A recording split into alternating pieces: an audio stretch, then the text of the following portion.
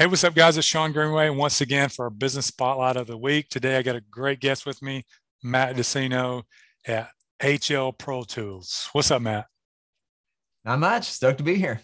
Man, thanks so much for being here. As most of you know that are watching and listening, is that we use Matt and his team at HLProtools for part of our support. So after this, check above or below. We've got some links somewhere, affiliate link to go to. Guys, you got to use them. I think we started with Matt and his team maybe about 6 or 7 months ago, and now we've even elevated even to another level. And Matt, I'll just go ahead and tell you, we couldn't be doing what we're doing without you guys, and we appreciate that. Well, that's why we're here. Just like to be a no-brainer solution. Absolutely. So, for a lot of people that may not know you like I do, just give us a quick background, how you got into the whole agency game and how Yeah. you've now come to this point. Yeah. So a lot of it now is just endurance. So I started off freelancing. That was literally the inception here was freelancing, taking a skill. And for me, that was making WordPress websites in 2012 and took that to the marketplace and just kept on like one foot in front of the other. I had a little bit of a mindset of like I love to delegate. This is horrible, but I'm like, I had this goal in my mind. I was like, I needed to make, this is what it was. I was fresh out of college. I graduated in 2011. My first job I took to like stay in Malibu. I graduated in Pepperdine. I want to stay in Malibu. I only lasted like a month and a half because I was like, I can make way more than this just freelancing. And so my goal was like, I need to make 100K. If I can make 100K, I was living with like 3 roommates. Even for like a Malibu condo, I think, we split our rent. I think we paid like $600 a month. I didn't need much and it was easy to feel rich. And so I had that goal and I hit it. There was one other agency in Malibu. I think they're still there. And they charged at the time, minimum was 10K for a project. It was easy to like hack and kind of see. They charged 10K for a website. I was like, I'm like a 21-year-old. I was like, I'll charge 5. And so that's what I did was undercut the competition for like regional businesses, picking up jobs with people as I was like surfing. And after that first year, I just wanted to, I was like, I think I could hire someone for like, at the time, I feel so bad. This is back in the time, but I like go to the Midwest and I was like, I think I could hire someone for like 30K that would do most of the work that I'm doing now. So I could surf more was kind of like the intro to delegation there. And kind of the birth of this small agency. And so it's just been persistence, continuing that like formula of like get more work than I can handle, bring on teammates. I think it's been, to each their own path, but like we have gone more of a like W-2 employee route. So like now at the point where now we've got almost 80 folks and it's been primarily US. We've expanded to Australia and UK because we have more clients in Australia and UK, but kind of the model of, I don't know, I just wanted like top tier talent where it was just easy to communicate. It was easy, even though we've always been digital, like since the first was Oklahoma and California, there was a stint there. I grew up into actually right before COVID. We did have offices in Denver and California. Just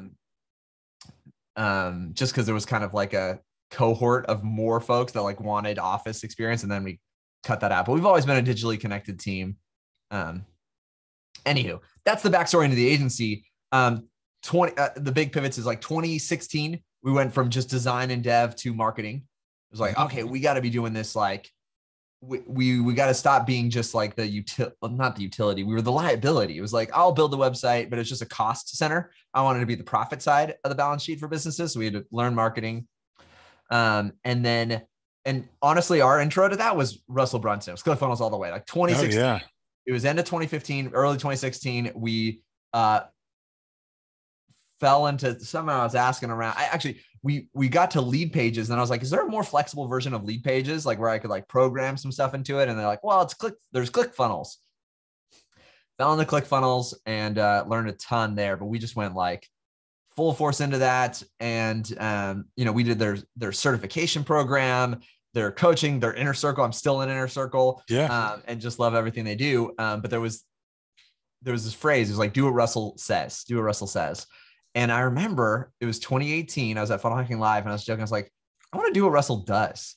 Like, the genius here is he's championing all these things. While it doesn't matter what level you're at, the software is foundational. So we actually set out to do two-way text message marketing. Like, so we were doing text message marketing, but most of the tools out there wouldn't go two-way. They would just send a message. So if you're like sending a reminder, like, hey, you've got an appointment, if the person texts back, said like, hey, I need to reschedule, it would just, I don't know, die in the like, it would not come back. And so I thought, what if we could do two-way? And so there was one tool that did the two-way at the time. The big one was Scipio. And we were spending so much money on Scipio. I was like, I think we could just use this ourselves with Twilio. We could put this together. And so we were working on this for like 2018. End of 2018, someone was like, it was a friend through the ClickFunnels world. And it was like a Billie Jean connection there, which I think was like the early days of high level. Like some of the leaders now in high level, they're like, have you heard of this high level? So January of 2019, I called up on like the high level sign up form back in the day. It looked so sketchy. It actually ran on a ClickFunnels page. Like they didn't have a funnel builder. So the gohighlevel.com was on a ClickFunnels lander. I didn't know that one. That's awesome. Because all they did was text messaging. It was like a CRM and text message. So there really was no competition initially with ClickFunnels. And I called the number. It was like on the sign up form, it was like, you have any questions, call the number. I was like, this didn't seem real. Like what they were saying they did seemed fake enough that I called it. And literally I got like a hello. I'm like, I'm so sorry. I thought I was calling this company. This may be fake, a fake number. And it's like, no, that's me. It's Shawn. It was Shawn's cell phone. He just had his cell phone listed on the sign up form, but this was the very, very early days. I just like lucked into it through a referral. And so we were one of the first 100. Like the Facebook group was like 80 folks. And back in the day, they let you pay $5,000 a month to do a sponsored developer sort of thing. And so one of the first things I was like, this is great. I love everything you're doing here. The only thing we need is variables, which is now called custom fields for a contact. They had no custom fields for a contact. I was like, I need a variable. So if somebody tells me their favorite color is blue, I want to be able to text back like, hey, I'll make sure I hold a blue shirt for you or something like that. So we were doing that kind of stuff, like take intake form and then kind of regurgitate some of the information or variables back into the conversation with the, automated messaging. And so we started paying high level $5,000 a month. And that was one of our contributions was custom fields. That's awesome. That was the first thing. You look at my first message in high level and I was like, there was not a lot of folks, but it was more connected. I mean, now there's so many suggestions. There wasn't that many suggestions. And I wrote my suggestion of like, can we have custom fields? So that was the early day into high level. We launched 2 or 3 months later in that year, 2019. We did. So remember so we ran everything through ClickFunnels. So that was our 2 Comma Club plaque for reselling high level. Obviously things have evolved a lot since then and high level is probably one of the big competitors to ClickFunnels, but in the early days, they were complementary and and so out of that, it was awesome. Like I saw this, even now I think of like all the things I'm privileged to do. And a lot of it is because of focusing on high leverage opportunities, like at one-time input with the lasting output.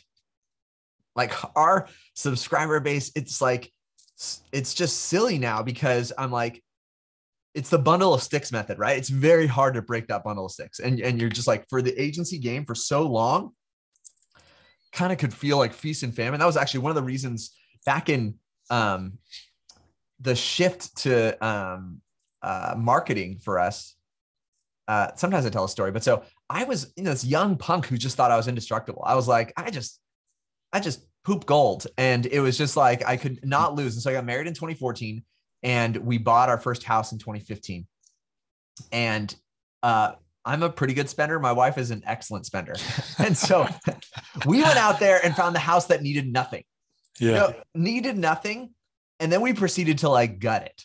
It was like, we did like, we wanted the house that needed nothing. And then we like got in there and literally like renovated the whole, literally didn't move in for like 3 months, even though like in hindsight, it was funny, but it was like, she wanted the one that like needed no repairs. And we got in there. I was like, well, let's do this and this and this and this and this and this. And we ultimately, like, one thing led to another. We gutted like all the bathrooms, the kitchen, the big significant things. And we were just spending, but I was on this track of like, I can't lose. Like everything is up and to the right always. And there's no explanation for it, but like the last quarter of 2015 for us, for me, same process we always go through, but it was like, it was job after job where we used to do like full proposals. We're like, traditional, here's the proposal, blah, blah, blah, blah, big intensive proposal process. And everyone's like, this sounds great. We'll start January 1st. This sounds great. We'll start January 1st. And I was just living this, like, it was like I was winning deals, but like not yet. Yep. And so I had salaries and I had this big, I didn't know it at the time, but I had this big pressure on myself that like, if I ever ran out of money, I become the worst version of my father. So I was like, I was like, felt trapped in like, I didn't know what to do. Everything had always been so successful. And now here I was in like this point. So for the first time in my life in December of 2015, still like marked moment. I was like young, married, need to provide for my wife. And I was like, we were net worth negative. I had like, there was nothing left. And we had also, cause we like just spent the worst combination of like spend, and then like just chop off any sort of making. And so all these things, I was like a deadbeat. I never carried any credit card debt, anything like that. And I was just like, I literally, so that was like a turning point for me where I was like, I don't ever want to be doing a thing where people say like, well, I'll get started with that later. Yeah. I wanted to be the thing that was like, you want to make money? Like I was like marketing. I got to be on like the profit. I want to be like the revenue profit generating side of it. So that was one initial shift. And I say the next big shift was like from the, I want to, well, I guess the other story around SaaS for me was also in that 2018, wasn't coincidental. Early on, we did a lot of Shopify. I think this was before Shopify was public. I should know that for certain, but it was the early days. Yeah. And we were a big Shopify affiliate. So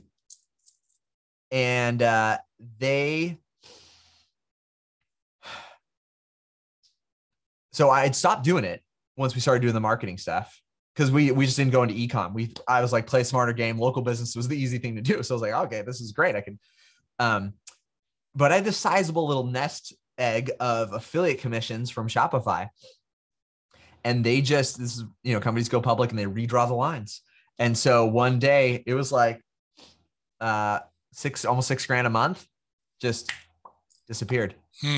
And that's where it was another of that shift of like, oh my gosh, like people don't care about the tool. They don't. Here we are, like I'm the agency, I'm championing something. And I went through the evolution of telling them like, sign up for this, and this. And even there is, they might stay with us for a little period, for a long period. They'd stay with the tool much longer. And that's where I was like, I want to be the utility company that people don't even think about switching, that they pay much longer than the service provider. And so that was kind of the next pivotal shift in it. Yeah, man. That I remember I was at your conference back in January and you were talking about your past. I remember you showing a picture. It didn't even look like you. Back in the day. I don't know how long ago that was. Maybe you had a beard, the hair. Yeah. It's crazy. So it's really crazy that a lot of people in our industry that come from marketing started in weird ways. Like you said, you come in and undercut, and like me and Javier, ours was unconventional. People don't just wake up and say, you know what, I'm starting an agency today. That's just not how it usually works. You kind of fall into it. Yeah. So what happened with us, you were talking about 2019, you were in the early stages of it. We actually started our marketing agency in 19. And then it was November of 19, we found High Level. And we were nowhere advanced like you guys were then, even now.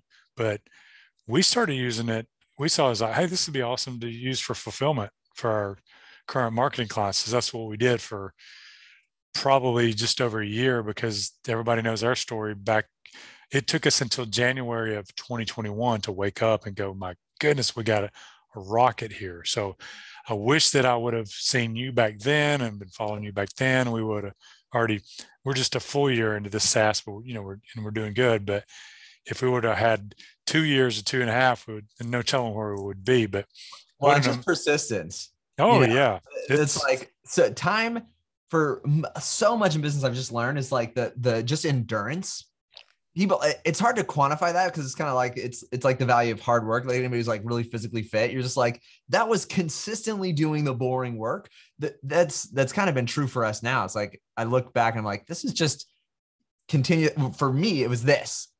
It's the like, what can I be doing that is going to produce that experience where I have a disconnected experience between the money that comes in to feed myself, my family, to provide, and the work that I do.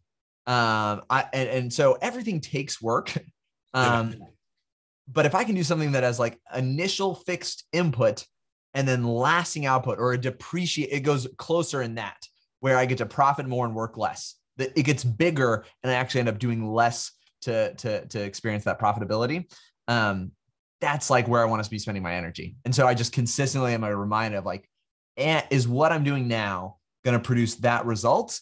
Then it's worth it. Then it feels like you wake up, and it's kind of like what you guys are. It's like, oh my gosh, we've actually, I don't know where you're at now. Are you guys over 100 folks? Yeah. So it's just like, it's not magic. You persevered. You kept on going with it, right? Yeah. You kept on pressing the thing, like do more of the things that work, innovate, tweak, improve.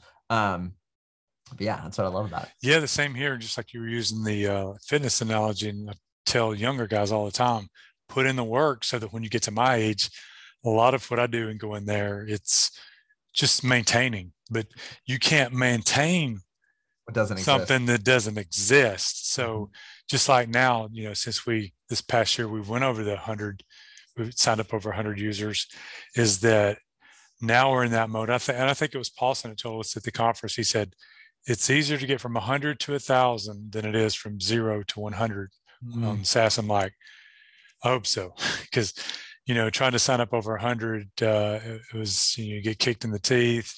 But it's important to go through all the rough stuff. We've had some patches of like drop off because of the industry that we kind of service. But just like you said, profit more, work less. We're learning because of like using you guys as support. I'll be the first to tell you, 7 months ago, I was like, oh, I don't know. I'm like, yeah, but they're not going to understand that, well, we got doing this, doing that. And then just a few months ago, we were finally like, oh, let's let go. And then now that we've got to that next level, it's like, all right, what else can we put on Matt and his team? I want to be able to do that. It's the game of leverage. That's what I'm telling you. Like this is like what I experienced. Like that initial hire for me, like someone would be like, wait, Matt, you just like cut 30% of like, the money that you have. I was like, and initially I was just like, well, but this cuts out like 70% of the work I had to do too. So it was like, that's a great exchange on my most valuable asset, which is my time. But the funny thing is when you create that space, when you employ more leverage, you find with that spare time, you end up doing the more profitable activities anyways. That's the issue, is we get in the weeds, or in the just like the low level activities that we shouldn't be spending time on anyways. Yeah. And when you force yourself into a space where you've got more support, you've got more leverage, you've got however it is, you can do some really impressive things. And I think it's really cool what you guys have done. And I've seen like, we have kind of a cool perspective here. I think the next, actually don't even think high level as much of a pulse on it as we do, because they've got thousands of users, I don't know, tens of thousands and thousands of users. And they're not going to like audit every account and be like, how's this one doing? How's this one doing? Or it's like, it's not always like as straightforward as like, whatever you think, like what's actually working, what are people doing? But like, I feel like I see it every single week and every single month of like, these are people who are consistent with it. I mean, I've also seen people like spike up, but you just have to have like a really focused awareness of leverage. I could geek out about, I just discovered this show where it analyzes billionaires, which was super fascinating. There was one guy who took a company from started to went to $1 billion public sale in 5 months. I think it's the record Wow. for doing that. But you're like, my goodness, he was just now. This guy was fascinating because it was like he's done it 5 times. He's taken 5 companies to over $1 billion. It's like the 25th richest person in the world. But fully understands leverage, right? It's just Yeah. like fundraising, like, capitalizing, but in a small way. We're not billionaires here, to my knowledge. Yet, right? Yeah, I always say yet.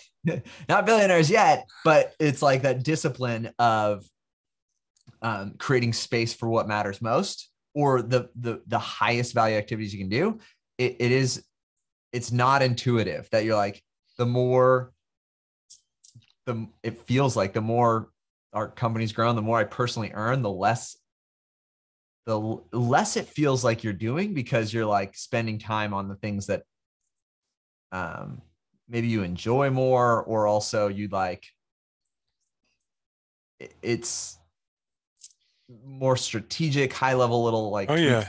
yeah. And that's what we're finally getting to that point where we're understanding more of the leverage. Cause like I said, using you guys and anybody that's listening, I'm telling you, just the live chat alone can save you so much time. But it's for us, it's not like we have, 100 people on their day doing the live chat, but the amount of people that do, Matt, your team, you guys, you got it. It's like the first month we had live chat, I was like, are we really paying for this? And then I got to thinking, it's like, if they would have texted us or emailed us, we would have had to stop, think about it, research it, get back to them, hope that they wouldn't try to call us and then really be in a mess. So I realized quickly in month 2, I was like, if it was just live chat, it'd be worth it. But you've got the libraries, and now we've got a dedicated support. So for us, Matt, the next step is even more leverage, because what you just said about as you grow, obviously money can come with that. We're at the point now where, and I've told this before, a year ago, when we made a decision, let's say the decision was that big, Mm-hmm. it only had that outcome. But now I feel like now that if we make a decision this big, it has bigger outcomes. So, and that comes to do with leverage too. So like these past few weeks, even though we've declined a little bit in ourselves, it's okay, because Javier and myself have had a lot of time to talk, strategize, and me think of the bigger picture. Like I got asked to go speak at a conference next month. We're going to be able to have a booth, have more content, more time. I'm going to be going live several times with a couple of influencers. So it's allowed, sometimes when you go down a little bit, it allows you to wake up a little bit too, and realize things that you're not doing. So, and over here, we watch what you do and some of the other big players kind of in the high level group, because, we told people at the conference, is like, we're just copying what high level does, everything, pricing, affiliate, I started an affiliate program for Lead Dragon this past year. This helped us grow. So all of those things. So let's jump into the support side a little bit, because we're talking about that. We couldn't do without you guys' support. And, I come from a background ever since I was young. I don't know why, maybe because my parents were like this, but I'm a customer service fanatic. Like if I go to a restaurant or anywhere and there's not a good experience, I remember that. Mm. I really do. Well, you're not alone in that. This is like, I heard, if your motivation is to I forget exactly the phrasing goes, but you can try to like get a customer to make a sale, or you can make a sale to get a customer. Basically, if you're building customers, there's this sort of like invisible force out there that is either driving down your cost to acquire or driving up your cost to acquire another customer, and it is your reputation. Like that's exactly what it is. Mm-hmm. And when you are in a software space, where you don't actually own the software. So it's like, can you make the software faster? No. Can you impose some crazy new feature where all of a sudden now it makes their breakfast for them? No, you can't do that. What you can affect is their experience of the software, which comes out of that customer support. Like what does it look like if they have a question? What does it look like if something's not functioning how they thought it would? And I'll tell you, 99% of the time, it is a lack of education, not a lack of functionality. There's like people, the impression that it doesn't work. I'm like, this is just not the case. We support over 30,000 users. It works. Or at least we know if something's like not working, like I know I can conclusively say, okay, there was actually something not working. 99% of the time, that's not the situation. It is a not understanding how it works. It feels equally as frustrating, right? If they're not going to, the user isn't going to be like, oh, I don't understand how it works. I need to educate myself more. They're not going to do that. They're just going to feel like it's not working is what they're going to vocalize. And when it's not working, if the experience is, oh, someone quickly and like in a really like upbeat, friendly, positive way said, oh, here you go. Here's the resolution.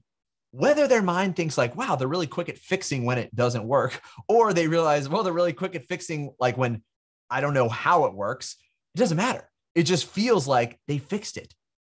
Fast, easy, friendly. And that's what leaves the lasting, like you're talking about, the lasting impression, the flavor in the mouth, whether they stay around for a long time or whether they leave for a short time, the experience of customer success, customer support is really one of the few things you can kind of compete on. And it drives that experience because sometimes it happens. Sometimes like we all have experienced products where we bought it and we returned it to Amazon, let's say. None of us that created a bad experience of Amazon because we're like, it was super easy. They facilitated how to return it, whatever it was. And I'm not saying you need to give their money back. You know what I'm saying? Like the offboarding experience can be positive, and so it doesn't put a negative word of mouth out there in the marketplace. Yes. So even if it's not a best fit for them, or even if they're not ready for it, ensuring that someone has a great experience, it's offense and it's defense, right? Like I'm saying, it goes both ways. It is simultaneously either making it easier to acquire more customers, driving down the cost per acquisition, or it is actually making it harder to acquire new customers, driving up the costs per acquisition. So, and that's where we fill in, and that's what we found. I guess the two sides of it for me also was like, think of the experience for you as the owner. If someone texts you at like, you had a crazy month. I don't know what you guys are doing revenue wise, but I can think of somebody else that I know who's one of our insiders. And I think it's awesome because their story is like very much so like, it's not my story. It's like, he wants to do, $40K a month and work like 2 hours a week. Like that's like, and live in like in a motorhome and be like, that's a super rich life. Like I love, define your rich life. He's like, I'm living my rich life. Right. Like just crushing it. And so let's say you're like, okay. And he nets whatever, 35K a month. He's got 35K, just got them. And he goes, he's like, I'm going to go have an amazing dinner, fanciest dinner he can find. Still only $200. So there's $35,000 he's profiting. If someone texts him during the dinner and he's there with his girlfriend or wife, I can't remember, significant other, and someone's like texting or ranting on Facebook, this isn't working. You need to deal with this right now. And so he has to step up from that dinner, right? It doesn't matter how much money he made that month. All of a sudden, his rich life is now a poor life where he's on call to someone who's only paying him $197 a month or whatever it is. And that's the other side of it is like, we are ensuring that what you are building, that rich life that you are moving towards actually continues to be a rich life and not one where you resent it, even though you have a ton of profit margin, even though it seemed like it's this profit more, work less, but even those small moments, it is just, I love Myron Golden. He talks about this actually in terms of language and speech. For me, it's a different reason. This wasn't the catalyst there, but you'll notice it's fine. I don't use vulgarity. Like I can't in my life. It's nothing for me. It's because of growing up with my father. That's what I associated with. And I wanted to be nothing like my father. So I got You know what you say? It's like, Yeah. I'm not offended by it. I'm totally fine with it. TV, whatever, friends, even like totally, I just like can't bring myself to do it. But Myron Golden, I just remember this because he was saying like, for him, he was kind of like vulgarity. It's kind of like, it's like a fly in your coffee. It doesn't matter if it's one fly or 10 flies. Like it just kind of poisons the whole coffee kind of thing. And not that I have strong feelings there, but it's the kind of same thing of like, it doesn't matter whether it's like one dinner a week where it gets ruined by some customer support frantically texting you or Facebook messaging you or whatever it is, or if it's 10, it's like it taints the whole experience. You want none of that when you're imagining what is this desired outcome, what is this rich life. Yeah, it doesn't include any flies in your coffee. And so that's where I feel really fortunate that I've gotten to play the game of like team and culture and like getting folks on board that are like the guy, the person who's your dedication. Like this is solid dude that we brought on and just loved marketing. Like we went through the education and like the advancement of the high level tool. And now and people who share your mindset of like, our philosophy there is surprise and delight. Yep. Take people in a frustrated situation and surprise and delight them with the other side of it of like, if you can fix it fast, because 99% of the time it's just showing them how it works, or, kind of seeing, having a little bit more of like a holistic, not, seeing the forest through the trees sort of thing. Man, what a great experience that is, right? When you get amazing customer support or technical support, however you want to categorize it. And so that's what we fill in, and it kind of works. It's obviously intended for the customer, but we've also had this experience where agencies appreciate it too. Because sometimes, absolutely, sometimes it is, I've worked with many amazing overseas contractors, but our model's just different in the sense that like, there's not a loss of nuance in language. You get like a lot of companies, even in the software space, they've just shifted all overseas, which can be fine. But also you get this experience where you're like, I don't think no offense, but it's like, I get it. Like if it feels frustrating when you're like, I just don't even think you're answering my question. Yeah, they don't understand the culture. It's even north south. I mean, there's little differences from here, from where you're at in California. Just you got to have somebody that knows those little things, because that can make a difference. Oh, sure. It's the little nuances that just make it feel like it's like a friendly neighbor.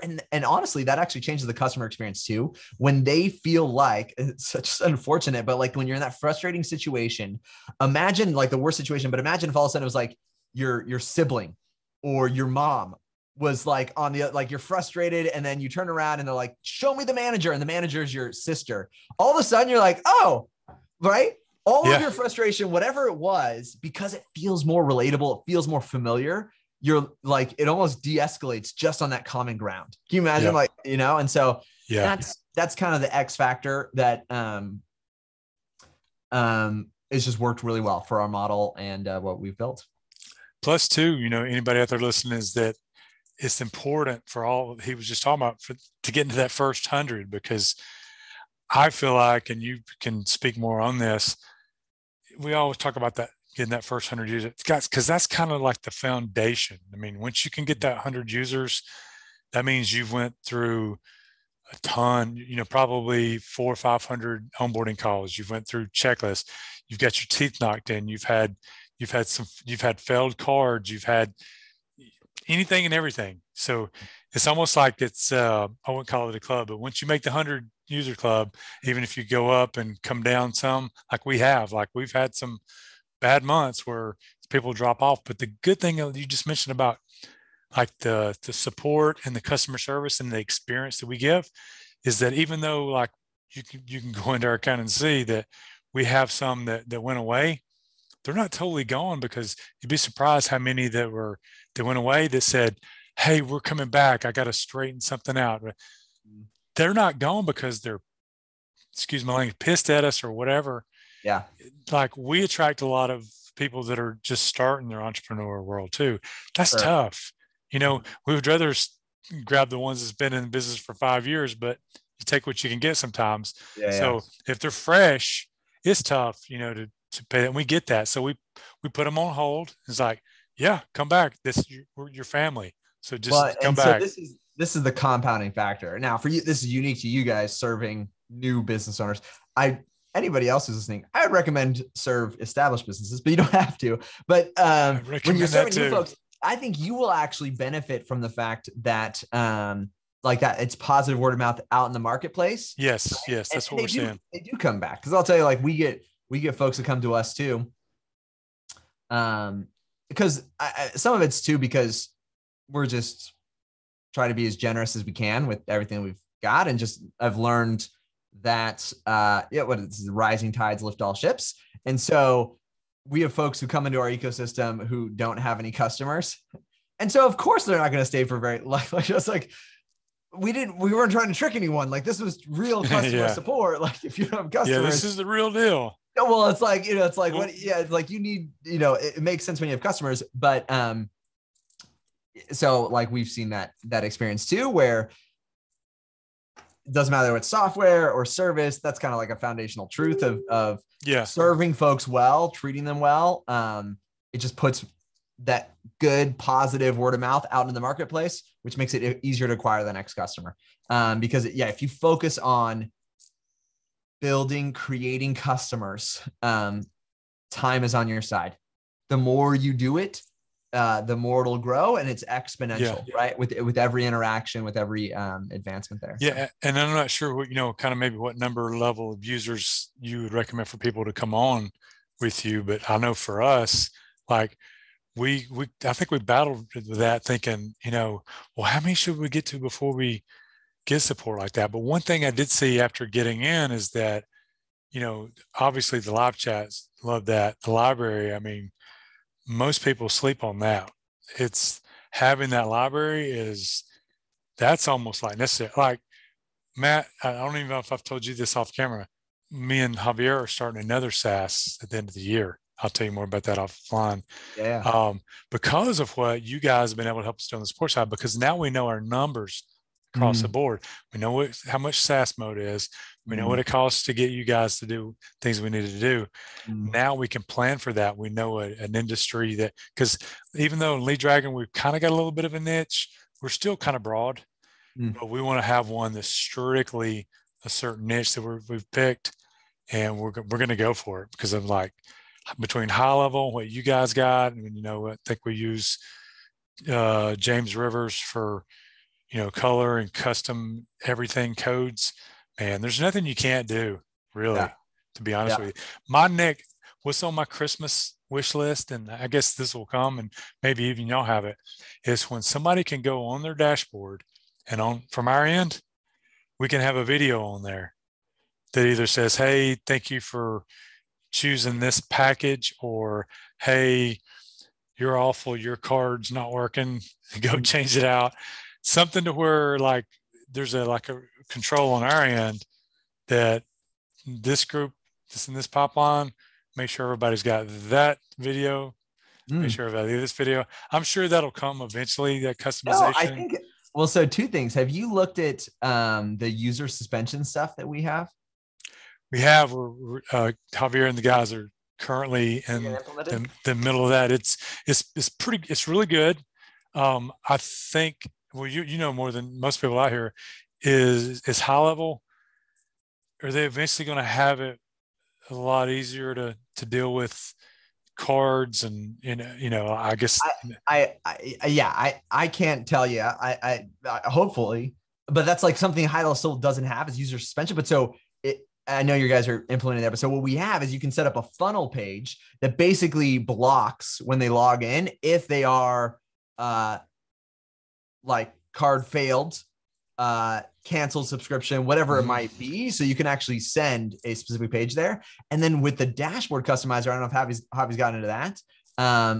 I don't think we've combined those two where you take the dynamic element in their dashboard based on that thing. But that's great input. I didn't know that was on your wish list. I think that would take us like a couple of weeks to get out there where you could now have it where it's not a full block out. Like right now we have it where if the card fails, it only shows them that video and says update your card. But if you wanted to kind of still let them use it, I don't know if that's what you're asking. Are you still wanting? Well, more so. I mean, that ultimately would be a better fit for that. but also too, like depending on like people that are listening have different levels of, what they're offering, the tiers, if you will. Yeah. Like one of the offers that we've put out there, um, I want them to get more information. I know you can do workflows after, after they sign up, they get the workflow and you can give them a video. Yeah. But sometimes people just don't listen or watch or read. You know how that goes. You get thousands of them. Yeah. But when they go on their dashboard, you've got their attention. Mm-hmm. And it's almost, even though that they can exit out, I know, to get the video off of there, I was just thinking the future, it would be nice to have some type of thing there that when somebody logs in, that whatever message you want, whether it's about, hey, thanks for choosing this tier. On this tier, you won't get, your text and emailing, but you do get these nice features. Something that to where we know they have to see it. Sure. On email or text, they could just be like, pfft. And then that would cut down on questions. It would cut down on, I think, some live chat situations for you guys. So there's different things, and we can talk about that, and I can give you some more input. But I love it. I think a little bit more integration over time is really going to help the customer experience, because of all the people that I talk to, and you talk to thousands more, is that there's a lot of these guys out here that's got this ass. They're just signing people up and letting them go. They're not, I don't think they're giving them a good experience, the good support, the proper things. And, as you know, you've been a third party guy with all of this stuff. There's opportunities out here for people to make extra by providing these tools, and experiences. And I love it. I appreciate that. Yeah. I mean, and the things like that, this is the funny part, is people even ask, like, why does HLProtools exist? And for me, it's a books thing. Because I want the software to be as high EBITDA as possible, right? And so at a certain size, you would expect the team. You just would, right? And then you've got salaries that are just counting against that. And so we are consumers of HLProtools. It's very much so it is a separate entity from the our own white label SaaS. And so to